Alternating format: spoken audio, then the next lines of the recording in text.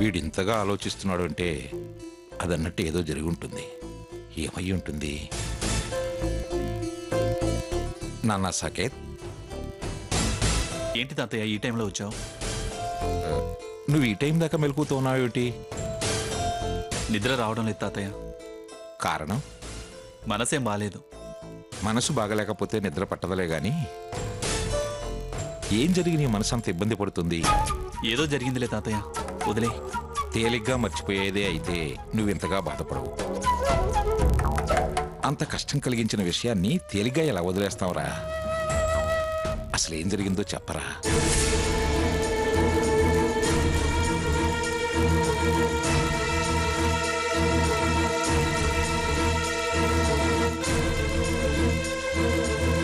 చూడు సాకేత్, కష్టం ఏదైనా మరొకరితో పంచుకుంటే మనసు తేలిక పడుతుంది,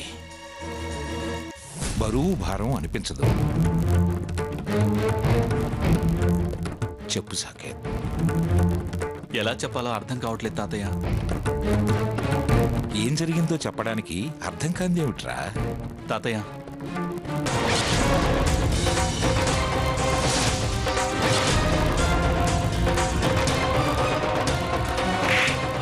యూ మ్యాడ్? ఆడపిల్ల మీద చేయి చేసుకుంటావా? నిన్ను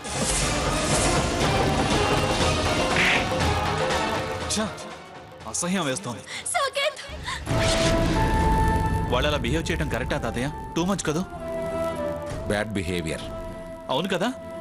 వాళ్ళది కాదు, నీది.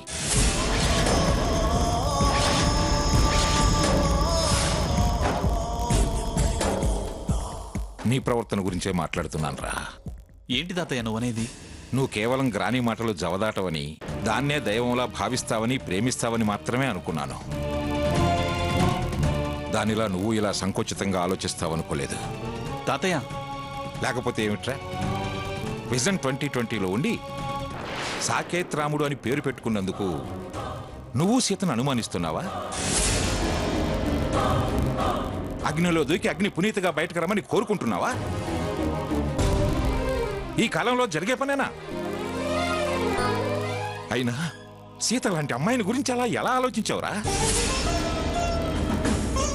ఇంత తప్పుగా ఆలోచించాడా నా మనవుడు అని తల దించుకోవాల్సి వస్తుంది. నేనే కాదు, అలా ఎవరు చూసినా అలాగే అనుకుంటారు. అందుకేగా అందరిలాగా ఆలోచించావే గాని ఒక మంచి బిజినెస్ మ్యాన్లా, ఇంటెలిజెంట్గా, ఇంటెలెక్చువల్గా ఆలోచించలేదు అని అంటున్నాను. నంబర్ 1 బిజినెస్ మ్యాన్ అవార్డు అందుకున్నావే గాని నంబర్ 1లా థింక్ చేయలేదు. తాతయ్య, అది వేరు ఇది వేరు. నీలా ఆలోచించే వాళ్ళకి ఏదైనా ఒకటేరా. మనిషినే అర్థం చేసుకోలేదు, ఇంకా సీత మనసునే అర్థం చేసుకుంటావురా? తను ఉద్యోగం చేసే అమ్మాయి, తనతో కలిసి ఉద్యోగం చేస్తున్నాడు రఘు. పైగా రఘు మీ మేనమావ చనిపోయినప్పుడు సాయపడిన విధానం అతని మంచితనాన్ని చాటి చెబుతుంది. పెళ్లి కాకుండానే సీత నీ కోసం రాత్రి మగళ్ళు ఏమాత్రం సంకోచించకుండా ఎంత నమ్మకంతో ఓపెన్ హార్ట్తో పనిచేసింది. కడిగిన ముత్యం లాంటి సీతని అలా ఊహించడం కూడా తప్పు. నీ మనస్సాక్షి కూడా నిన్ను క్షమించదరా.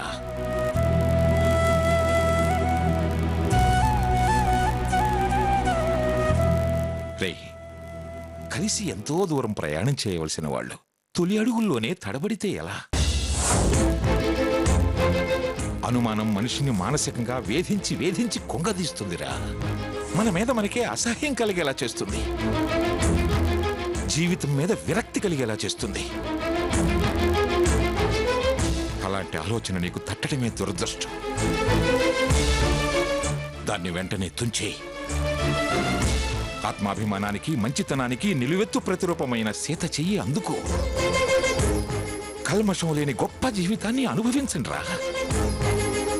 కాదని నీలో అదే భావాన్ని బలపరుచుకుంటే నీ అంత దురదృష్టవంతుడు ఇంకొకడు ఉండడు.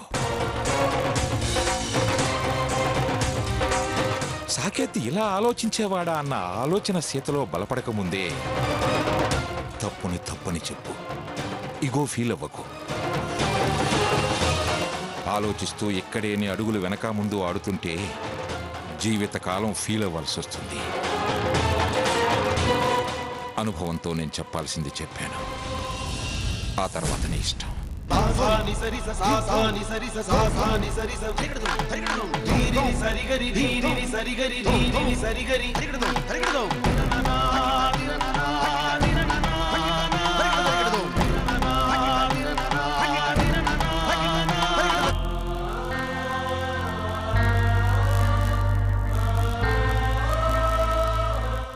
భగవంతుడా, నేను సీతగారి ముందు తప్పుగా ప్రవర్తించలేదు. అసలు స్త్రీల పట్ల నాకు ఎప్పుడూ తప్పుడు ఆలోచన లేదు. సీతగారి గౌరవం కాపాడడానికే ఆ క్షణంలో నేను అలా చేశాను. దాన్ని సాకేత్ గారు అపార్థం చేసుకున్నారు. నేను ఏది కోరుకున్నా నీకు తప్పు అనిపించవచ్చు. నాకు సరైన స్థానం నువ్వే నిర్ణయించు స్వామి. ఇది నా స్వార్థం అనుకోకు. సీతగారికి మంచి స్థానం దక్కాలని, సాకేత్ మనసులోంచి ఆ అపార్థం తొలగిపోవాలని.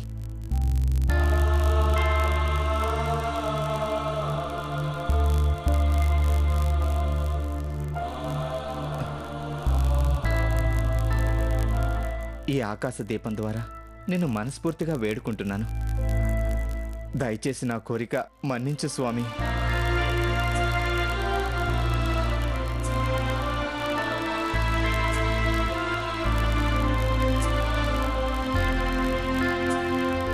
దయచేసి నా కోరిక మన్నించు.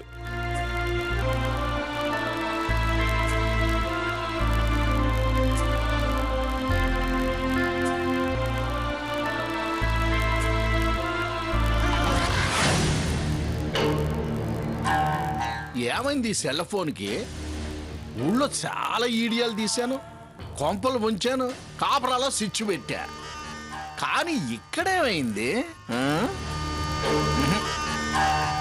ఏది ఏమైనా ఇది సీత లక్కేలే, అందుకే ఇది పనిచేసి చావలా.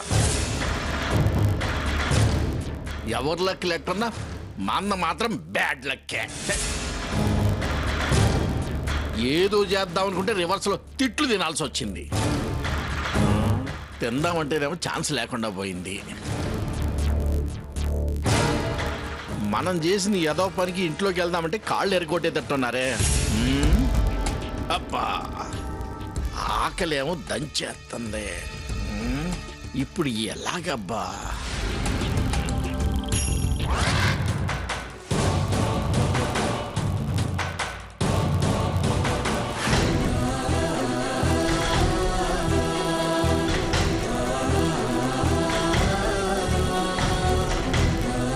ఇదేనా మేనేజ్ చేయలేక నువ్వు ఇబ్బంది పడేది? ఛ, అసహ్యం వేస్తోంది.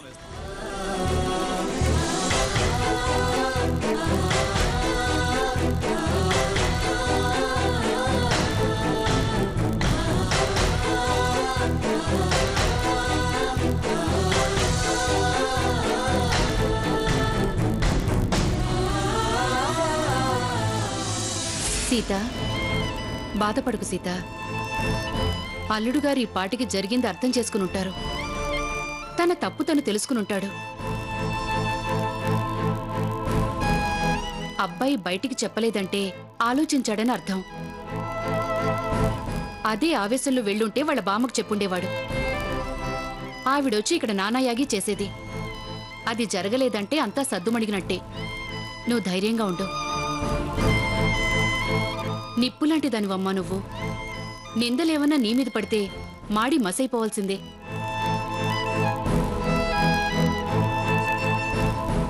సీత, పడుకో అమ్మా. అన్నీ సవ్యంగానే జరుగుతాయి.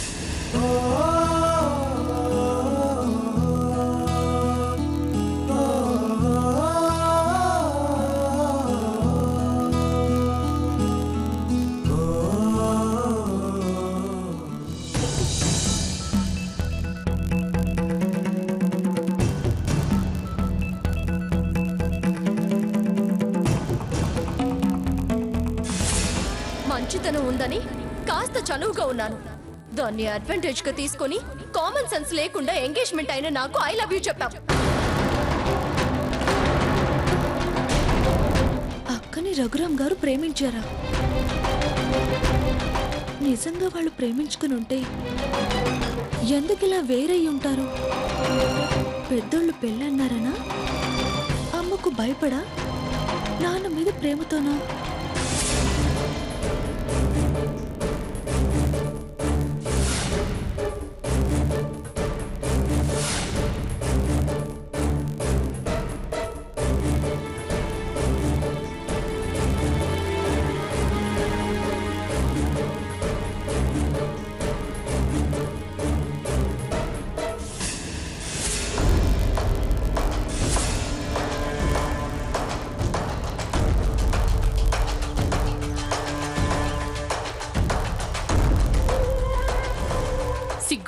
సిగ్గులేని జన్మ అని దొంగ కుక్కలా వచ్చి తింటున్నావా? ఆ కుక్కకున్నపాటి విశ్వాసం కూడా లేదా? అయిపోయా. విశ్వాసం ఉన్నా లేకపోయినా ఆకలి అన్ని పేనాలకి ఒకటేనే. బుద్ధికి ఆకలికి లింక్ లేదు. ఛ!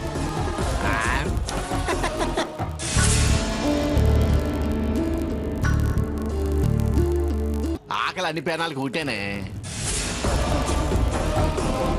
బుద్ధికి ఆకలికి లింక్ లేదు. ఛ!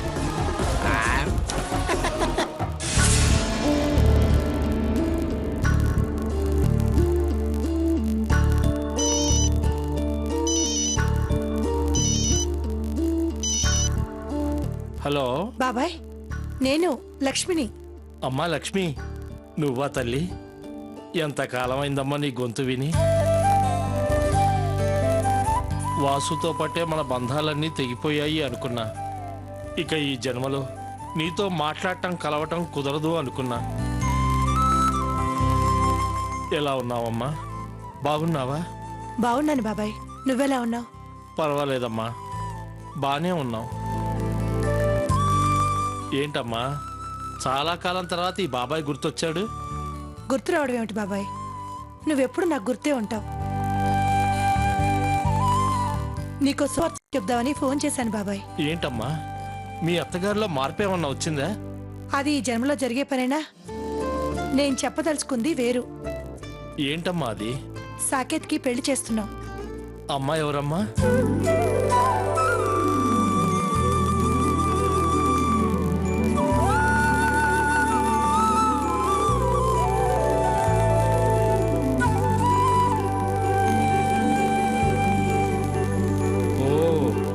మీ అత్తగారి సెలక్షనేనా? నీలాగే గుప్పిట్లో పెట్టుకోవాలనే ఆలోచనేనా? చూద్దాం. ఆ అమ్మాయి ధైర్యవంతరాలు అంటున్నావు కదా, మంగమ్మ అహంకారం అణచగలిగితే అంతకంటే ఆనందం ఏముంటుందమ్మా? ఇంకేంటమ్మా విశేషాలు? ఈ రోజు సాకేత్ని పెళ్లి కొడుకుని చేస్తున్నావు. నా తరపున బంధువు అంటూ ఉన్నది మీరేగా. పిన్నిని తీసుకుని తప్పకుండా రావాలి. అలాగే వస్తావమ్మా. నీ కొడుకు శుభకార్యానికి నీ తరఫు వాళ్ళం రాకుండా ఎలా ఉంటాం? సరే, ఉంటాను.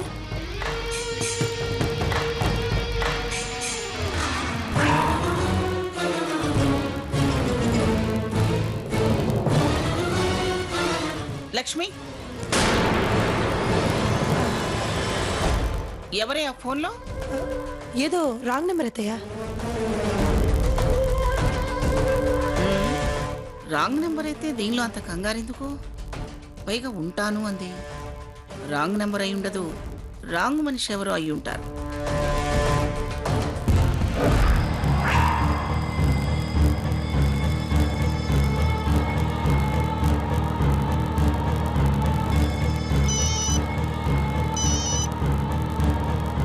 ఏంటమ్మా తప్పకుండా వస్తాము అన్నాను, అంతలోనే అలా టక్కని ఫోన్ పెట్టేశావు. మీ అత్తగారు ఏమైనా వచ్చిందా లక్ష్మి? అత్తగారు నేరా నేను మాట్లాడుతుంది?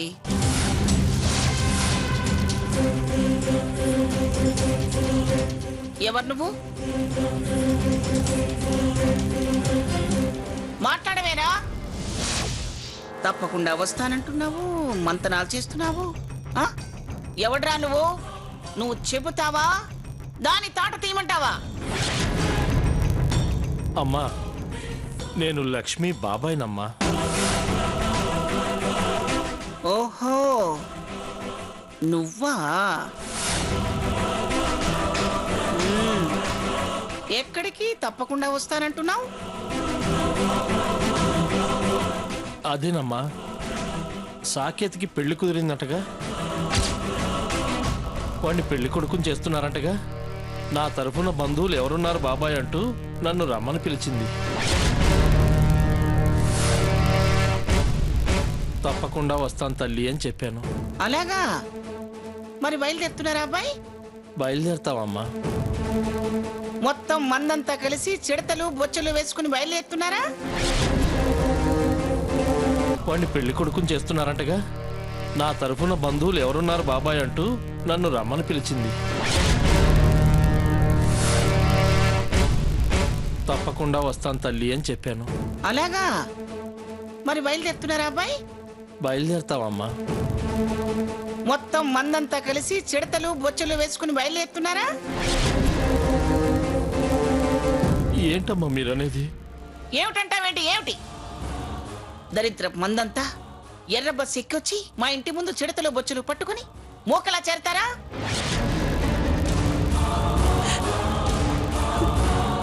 దరిద్రపు మందంతా బయలుదేరుతామంటున్నారు. మీకు మామూలుగానే మా గడప తొక్కే అర్హత లేదు. అలాంటిది మా ఇంట్లో శుభకార్యం జరుగుతుంటే వస్తారా?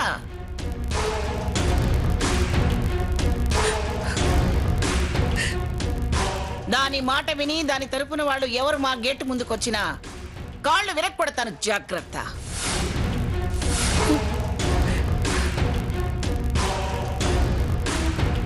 లక్ష్మి, లక్ష్మి, వస్తున్నా అత్తయ్య. ఏంటత్తయ్య? ఎవరికే ఫోను అంటే రాంగ్ నెంబర్ అన్నావు. కరెక్ట్ నెంబర్ వాళ్లే నీకు రాంగ్ నెంబర్ వాళ్ళు అయిపోయారా? నీకు నువ్వే పెత్తనాలు కట్టుకుని పిలుపులు పిలుస్తున్నావా? లేకపోతే పెళ్లికి కూడా ఏమైనా కార్డులు పంపించావా? నిన్ను వాళ్ళ పేర్లే తెలవద్దన్నాను. అయినా ఎందుకే మీ బాబాయ్కి ఫోన్ చేశావు? ఛీ, పైగా రాంగ్ నెంబర్లని ఏం మారుస్తున్నావు? అది కదత్తయ్య, ఒకగానొక కొడుకు పెళ్ళి నా అన్నవాళ్ళు నా రక్త సంబంధికులైనా పిలుచుకోవద్దా? ఏమిటే వాగుతున్నావు? నీకు పెళ్లినాడే చెప్పాను అటువైపు బంధువుల్ని వదులుకోవాలని. మళ్ళీ నా వాళ్ళు అంటావేంటే? మాట అనుకున్నంత మాత్రాన నా వాళ్ళు కాకుండా పోతారా అత్తయ్య? పోవాలి, పోయి తీరాలి.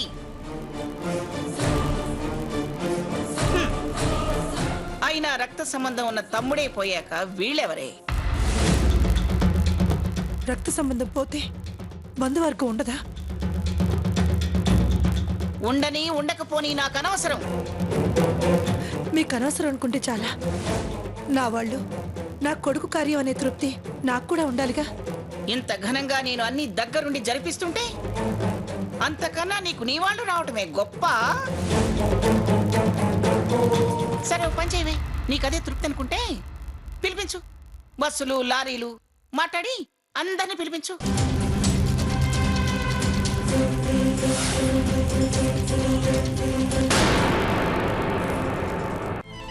అమ్మమ్మగారు పెట్టిన ఈ చీర కట్టుకుని రామ్మా. పెళ్లి పీటల మీద కట్టుకోవడానికి నువ్వెంతో కష్టపడి కొన్న ఆ పట్టు చీరే కట్టుకుంటాను. పిన్నిగారు ప్రత్యేకంగా కొని పెళ్లి కూతుని చేసేటప్పుడు ఈ చీరే కట్టుకోవాలని ఖచ్చితంగా చెప్పారు.